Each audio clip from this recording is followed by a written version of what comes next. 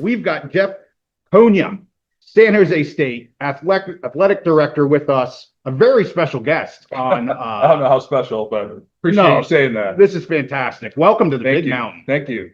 Yeah, go ahead, Steve. I was going to say, he's been here all day, talking, mingling, and all that. And he's giving us some extra time. Everyone else is, at the casino having fun, and he's giving us some extra time. That's what I do. Yeah, I'm a giver. We appreciate that. That's fantastic. That's fantastic. Yeah, we do appreciate it very, very much. And you're a two-time NACDA Athletic Director of the Year award recipient. That's fantastic. I appreciate that. Thank you. What 2 years was that, if you remember? Yeah, it was, I believe, 2017 and 2021. Awesome. Fantastic. And you started that at San Jose State in 2021. Yeah. Okay. So Exactly. about almost exactly 4 years right now then. Yeah. Starting year 5. Yeah, there you go. Fantastic. Well, we want to get into a whole bunch of stuff. Obviously, it's football media days. We'll be focused on some football. Yep. Let's start with the coaching. I think Ken, you want to talk about Coach Ken, Yeah, Steve? absolutely. I'll let you go at it Yeah. because I know Coach Ken and you have some History. history. So our Mountain Dwellers know I am a retired Navy. So the entire time I was in the Navy, Coach Ken, he was an institution himself at the Naval Academy. So I just wanted to ask you, I mean, when he was available and you guys were making a coaching change, I mean, how did you get him? What was it like hiring Coach Ken, and what does he bring? We know his leadership at the Naval Academy. He was known for running the option and all that. But I think, as he moved on, he was ready to get away from that, but he still had all those intangibles of leadership he brought from the Naval Academy. So what were your thoughts when you hired him? Absolutely. Well, when Coach Brennan left for Arizona, it was middle of January that year, and it was a particularly difficult time because the way the NCAA rules work on transfers is when a coach leaves, your whole roster can enter the transfer portal for 30 days, and we were starting spring semester, so not only do we have to find a great coach, but we had to do it very, very expeditiously, or we would risk, having student athletes potentially walking out the door, which some of them chose to do anyway. But Coach Brennan was big on family and authentic relationships, and that was the special sauce that seemed to work at our institution. So in a way, this was kind of almost doubling down on that with Coach Ken. And after we kind of interviewed him and went through that process, he's one of those individuals that you talk to and you think you've known him for a long, long time. Just a really authentic, genuine individual, and you can see why he's been so successful in the leadership position as a head football coach and at an institution like the Naval Academy. But yeah, one of my first questions to him was, "What offense are you going to run if we get you this job?" And we talked through, and I think he was kind of pigeonholed a little bit for being a triple option guy. Right. If you're a football coach, you're a football coach. So we kind of went through what a construct could be for a potential offense and what he had in mind in terms of an OC and a philosophy, and it was almost a night and day difference from what he had run before. So, and then obviously, with his record and success, we thought it would translate well, maybe translate well in terms of being at playing up a weight class almost in the American from Navy and then having a lot of success. And I thought that would also translate well, that he's not shy of playing the good competition. He had several Power 4, Power 5 wins in the day. One memorable one I remember was at Notre Dame. But anyway, all those kind of things came together, and I think he was appreciative of the opportunity to get back and call the timeout, so to speak. And we're really fortunate that he's there. And we were here last year, and I think Vegas had 3 wins on the board for us as a win total. And and we were the first team in California to get bowl eligibility. So I thought he did a tremendous job last year, and we had so many close games that it could have been even more special. Yeah, and we got to be honest. We projected you guys down there as well. A new coach coming in, the turnover and everything. So we were so pleasantly surprised. I told JY when Coach Ken was hired, I said, no idea what offense he's going to run, but the guy is a leader. He'll bring the team together. And so, that, as a follow-up question, do you think that's why you had so much success? Not because of the offense or any of that stuff, but so much success in year one, that just the leadership that he brings and being able to get everybody on the same page early. It has to be something, because I remember one of the first practices we couldn't even complete a pass. So early spring ball was not really a defining moment of how well our season was going to be last year. But, you know, I think, you know, that authentic relationship, ability to have culture, build culture, you know, talk through family, but not have it be cliche. I mean, these are all the things that make him special and as a head football coach. And, you know, the guys just have a tremendous time playing for him. And you need that. You need a little bit of a difference maker. You know, we've heard from prospects and coaches that it just feels different with our program. And a lot of that obviously is attributable to Coach Ken and his philosophies, but it also speaks to the student athletes that are attracted to that kind of environment. And, you know, now that we have a proven concept that we have, you know, there's a lot of skilled players that are really interested in playing in this offensive system. And, you know, the way that we've been able to get and utilize the transfer portal has really been successful here. And I guess the pundits this year have flipped the script a little bit on us. So it's going to be a little bit different being the hunted instead of the hunter. And that's going to be a new position for us because we're likely to get everybody's best. And yeah, so we're excited for the season. But yeah, I think all those attributes make Coach Ken kind of special. Well, two quick follow-ups on that. I know we have a couple things we want to talk about as well. So we did meet with both of the players that were here. And, you know, Steve, you can comment as well, because we both met them separately. The one word they used here with me was love. Like I said, what's different about this? You know, tell me about Coach Ken. And they used the word love and trust within the locker room. That was really something he brought day one. So I thought that was really kind of telling to what you just said and what Coach Ken does there with the program.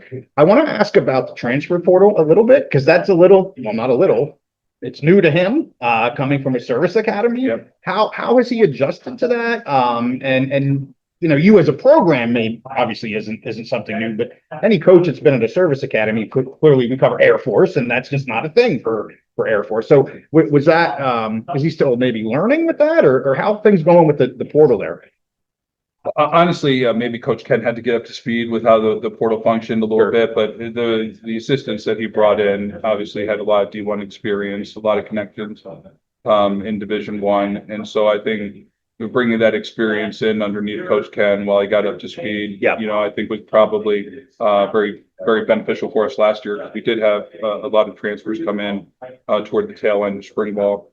But this year it's a lot more intentional. It just feels different this year. Like, last year I want to say we were a chicken with our head cut off through the spring, but you had a lot of moving parts, new offense, new people trying to find a place to live, new kids, new systems. And you know, again, that fall practice period was very, very healthy for the team last year. This year it's a lot more calm and you know, there's a lot more fluidity to practice, for lack of a better word. And you just get the sense that everybody is on the same page, and you know, I'm really looking forward to seeing what this group can do together and see what we can do on our schedule, and maybe if we have a shot, you know, as one of these dark horse teams that people are starting to talk about. Absolutely, and I wanted to talk about that a little bit more with just kind of expectations for the year. You talked about that in football. I know we get the was it Phil Steele magazine? I mean, he has the Spartans here, #2 in the Mountain West. You talked about schedule. Sets up pretty nice for the Spartans here, at least in conference. You know, I don't want to ask you to put a number in terms of record, but kind of what's your feeling about going into this year? I mean, I think, as you said, it was pretty negative because of the turnover, because of, I mean, you kind of talked about that chicken with the head cut off type of feeling. Not the case this year. Schedule seems to work out for you guys. So, I mean, is it kind of, do you have that feeling across the Spartans football program that like, hey, this could be a pretty darn good year? Yeah, I think there's a quiet confidence there. Yeah. You know, with the returners that we've had, we've obviously lost a few to the portal like every other program in America has, but you know, we got all of our primary 3 running backs back. I mean, that's huge. And you know, that not a lot of teams can speak to that kind of continuity. And you know, we have continuity with some of our linebacking core and in our defensive line a little bit. And so you know, Walker coming back and the talent that we're attracting into those skill positions, I think, is one of the reasons why people are kind of optimistic with how our season can go. Yeah. But yeah, no, you know, Coach Ken, again, to his credit, his first day, he's like, how are we going to make the CFP? Not how are we going to win the Mountain West? Not how are we going to make a bowl game? He was, how are we going to make the CFP? Yeah. So what you have to do is you have to perform on schedule, and with a schedule that hopefully falls in our favor in terms of the right mix between the home and away. Yeah. The opportunity with some national games to really test yourself. It'll be really interesting season for the Spartans, and I hope it all culminates the way we dream and hope it could. Very excited. I'm very excited for the Spartans. I want to shift gears dramatically here. I'd like to ask you, and we actually asked Commissioner Navarez this during the Q&A here this morning. Obviously, a new environment here. We have pure revenue sharing from universities to players. So maybe a two-part question. Number one, just overall, what's it like right now at San Jose State, getting that going? We saw the press kind of last week with the go and people being turned away from NIL deals and all that kind of stuff happened. So just want to hear from you, kind of generalized on that. Then follow up, or a second comment would just be, is there anything that you're seeing that may be having a minimum from a conference level that could be beneficial for the Mountain West? So go to number one first. Kind of how are things going for San Jose State here in this environment? Well, I mean, it's going hopefully as well as we thought it would be going. It's been a lot of stop and starts over the last 12 to 24 months with the House settlement. Yeah. It seemed like every 4 or 5 weeks it was coming, and it was about to be, all the legal maneuvering was going to get settled. And, so it kept getting delayed. And during that time, it was actually helpful because you had to build up different contingencies, everything from, what's the new form going to look like that spells out everybody's contractual obligations in this new world order of revenue share to, logistically, how are we going to be able to make these payments, and what kind of institutional decisions do you have to make those payments, because you can't run it through financial aid anymore because it's going to be taxable, it's going to be over 600, all those kind of things. So, these things that people don't think about, was what we were thinking about in terms of the just building the infrastructure to allow us to do this. So yeah, we've prepared, and we have a fixed pie. We're not an A4 school, none of the Mountain West, none of the Triple 5 or the 6R. So we've had to account for some of the opportunities through our existing budget structures and reposition or reallocate some of that. But I think what's going to be the boon for schools like San Jose State are, now that some of the activity from the collective NILs can come in-house institutionally. I think there's a lot more comfort from our donor base saying, hey, we want to get involved and we want to help in player acquisition or player retention. Here's some dollars, and then you get the tax benefit, and you get the comfort that the dollars are being, hopefully, dealt with in a more transparent way than maybe some of the operations at NIL collectives. But yeah, there's obviously benefits to the 501c3 aspect of institutions. But so I think we're kind of preparing for all that stuff. But yeah, we're going to be.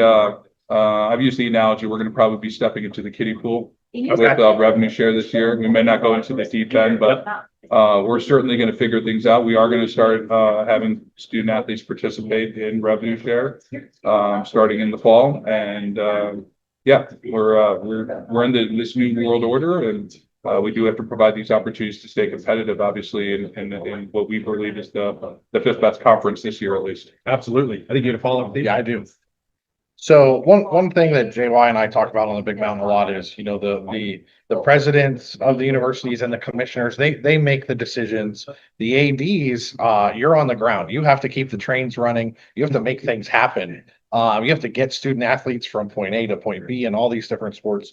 So I want to ask you, from a big picture perspective, not just as the AD of San Jose State, with the new revenue sharing that's going to be going on, there's some worry out there that the rest of the athletic department, the Olympic sports and all those could suffer.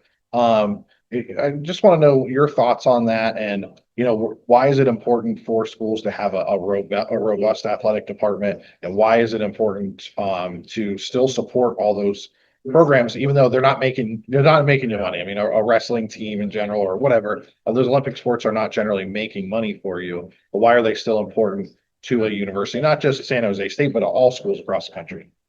Yeah, I mean, I think that's a great point. I think one of the things with revenue share, and you get into this talk sometimes when people bring up, like, should student athletes be employees or stuff like that, and then I always, don't prescribe to that. I really like, college athletics being tethered to the higher education mission, and just knowing how transformative that degree, that piece of paper can be in somebody's life. And I think we're do a disservice if we start getting away from some of those principles. But that said, it kind of speaks to your other point of, what is the return on investment for intercollegiate athletics? And if it solely is about, one or two sports and making as much money there and cutting everything else out, then, that would be unfortunate, I think, for how our society values a cross section of sports. And for a lot of years, college athletics really has been the breeding ground for the Olympic athletes, as you mentioned. So, certainly, what we would like to do at San Jose State, while we may have to reposition some dollars operationally or scholarship or something like that, we don't want to get to a point where we're cutting the programs or decimating the programs. Because I value what the student athlete experience is. I wouldn't be here without my student athlete experience going through college, and I'd be hard pressed to start to depress those kind of opportunities for the youth that are coming through, just because it's so vital in terms of how you even mature and how you learn. And that's why student athletes, when you go into the workforce, are hired in droves compared to maybe some of their counterparts, because they have these life lessons that you learn just through the participation in collegiate athletics. If it starts to go away, those are some of the things that you might lose in terms of just your collective heartbeat or your culture within the collegiate athletic. Great. Well, I want to be respectful of your time. I know you have other things to do this evening. Steve, do you have any other comments that you wanted to ask? Questions? I might have one more. Okay. All right. You got some time. Oh, we're good? Okay. Okay. Steve? So I'm not sure. My handler hasn't. Yeah. Yes, okay. He's not even paying attention. Yeah, keep going. Yeah. So I believe I heard another interview you were involved in earlier, and I believe, maybe I misheard, that you went to law school. Is that correct? I did, yeah. Okay. So I want to ask you, and again, not just as the athletic director of San Jose State, someone who is a student athlete, you've had to work in higher ed athletics and make things happen, get things done. What are your thoughts on the potential of the federal government to step in with legislation to possibly codify the House settlement and maybe put some other rules? Do you feel like that is good for the industry overall, for major college athletics, or do you feel like there's any risk there? The NCAA, for decades, this has been an association where schools came together to kind of regulate themselves. There's been some issues, there's been some problems, and now you potentially have the federal government coming in and making rules for you. So I'm interested to hear your thoughts on is it something we need? Are there risks? And what's your perspective? Yeah, I think there's risks if you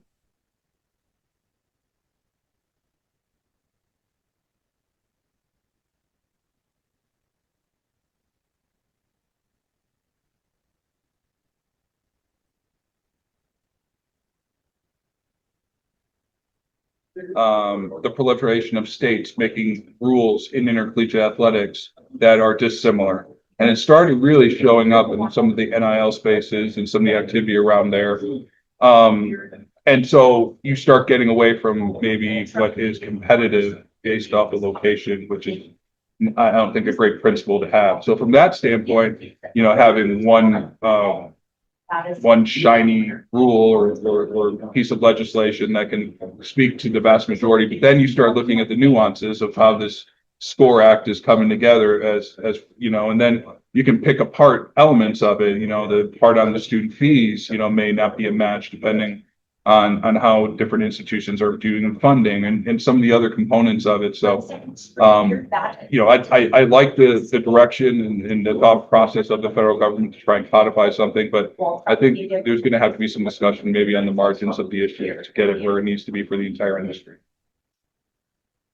Fantastic. Steve, I'm going to check and see if we have any comments. I just got our live chat up here. Okay. So I'm going to see if we have any quick questions here. Go back up. And I apologize. We did lose audio there for a brief moment. Hey, I clicked the wrong button. Oh, okay. Jay Weiss fault. Okay, I'm not seeing it. Well, while JY's looking, I have one more follow-up Sure. on this. So again, I want to get back to, the ADs. We've talked to a lot of ADs over the last year or so. We've been very lucky. AD Frazier out in Northern Illinois, a bunch of people, which I love him. That's great. Sounds great. Yes, yeah. Do you think, again, the athletic directors, you guys have to make the trains run on time. You have to get people to where they need to go. A lot of these decisions are being made at such high levels. You have these committees in the Senate, you have, even the NCAA, in some ways they feel far removed. Do you feel like the ADs should have more of a voice in this process? I'll say the Big Ten, I'm the Big Ten guy in our show. There was a lot of pushback after that expansion of, okay, basketball season, USC, they got to get all the way over, play a game at Rutgers, get back, stop on the way and play at Ohio State. So with everything that's going on, not just the legislation that's going, but the whole process, everything that's happened over the last 5 years. Do you think people like you have had enough input, or should you have more input into this because the logistics and what really needs to get done? Man, that is such an interesting question. It's kind of a difficult question to answer because, a lot of the decisions are made by institutions or just that. It's in the self-interest of each institution. Yeah. And, so one of the hats you wear is, this selfish, I got to get ahead of my competition at all costs hat, right? And then, when you start and maybe pull back a little bit, it's kind of like, okay, well, what about similar situated institutions? What's in the best interest for them? And then you pull it back even farther, then it's like, okay, well, what are some of the common rules that we can all, work on or work toward or agree to? And I think, depending on what hat you're wearing, you're going to get very different answers. And I think as an AD, you have to be balanced. And you have to have those perspectives because if you get caught in one of those, you're gonna miss the train, or you're gonna miss the opportunity of resetting a new schedule, or and I think that's it. You're gonna have to have the right perspective as you start talking through these massive changes coming to intercollegiate athletics. Go ahead. I got one I want to ask. Okay. About these massive changes. Okay, I got one more, and then I'm going to hand it over to Jim. You're going, Steve. Keep going. We I talked like about, Steve's one more. yeah. That's kind of like me at the end of the night at the smart tonight. I know, right? So, well, we talked about A&E Fraser out there in Northern Illinois. So it brings up, so what they did was, they joined the Mountain West as a football only member. They're putting the rest of their teams in a local regional conference, which I think makes a lot of sense for them. Do you see that going forward as a trend where maybe the revenue sports are in larger conferences that are spread out, basketball and football, and maybe those Olympic sports, that's a way to save costs, is put them in smaller regional conferences? Yeah, Steve, I remember having a conversation about this 20 years ago where people were talking about, maybe it's you pull out the sports, the footballs and basketballs, baseballs, if you will, softballs, whatever it is, whatever that cohort is. And then the rest of the sports would be in a federation based off of geography. Like those conversations have been had through the industry, but what it pushes up against are the current NCAA rules and regulations around automatic qualification, conferences being formed. It's not the easiest to form conferences. There's significant, not many paths in order to get to conference composition. If you build one out of thin air, so, and if you're not in the AQ, then you lose revenue. And so there's all these like nuanced, intertwined issues, even with the best of intentions. And so it's going to take, significant amount of departure from the current thinking from the conference structure, or maybe like what Northern Illinois' decision was of you making the decision to pull out football in this case, and then putting your other sports into another more regional conference. For us, in the Mountain West this year and moving forward in 26, we're very content with our geographic footprint. I think that's been one of the unfortunate things, I think, in retrospect of what's happened to the industry, is that we've got these national conferences now.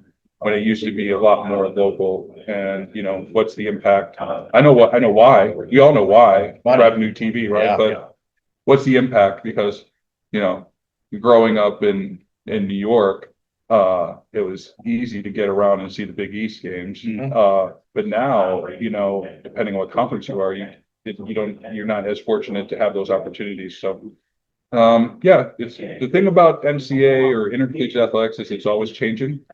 And there's always going to be people that are going to try to make it better. And it's the ultimate sport with like Monday morning armchair quarterbacks. right? That's And that's good. And that's why, people are so interested in what's happening. But I just think that, there's something special here with college athletics and we have to really hold it near and dear or it's going to get away from us. And if we let it get away from us, then shame on us. And we're just going to look like every other country in the world where, athletics are not tethered to the mission of higher education. Well said. I have one last question. We do have our 6 o'clock guest ready to go.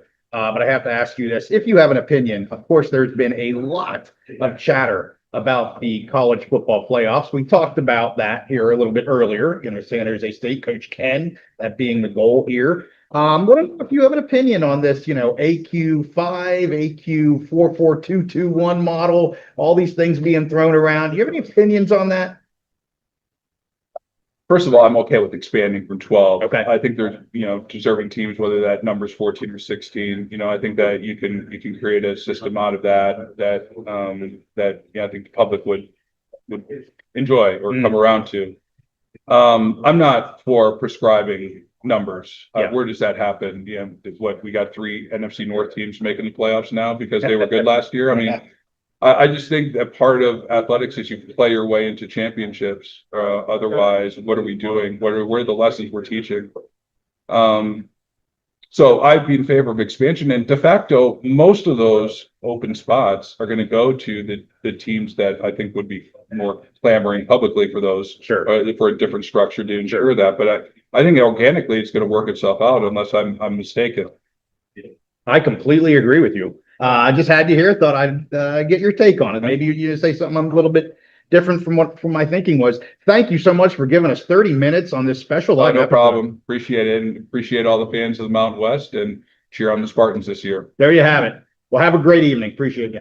Thank you. Thank you, Jeff. All right, there he is, the athletic director at San Jose State University, Jeff Konya. I said it wrong. What is it? Konya. I got it. Like I knew I was going to do it. cognac, but Konya. When you think about it too much, you say it wrong. Maybe later. Okay. There you have it. Thanks, guys. Appreciate it. Hey, thank you so much. Thank you. Thank you. Yes, thanks, Jeff.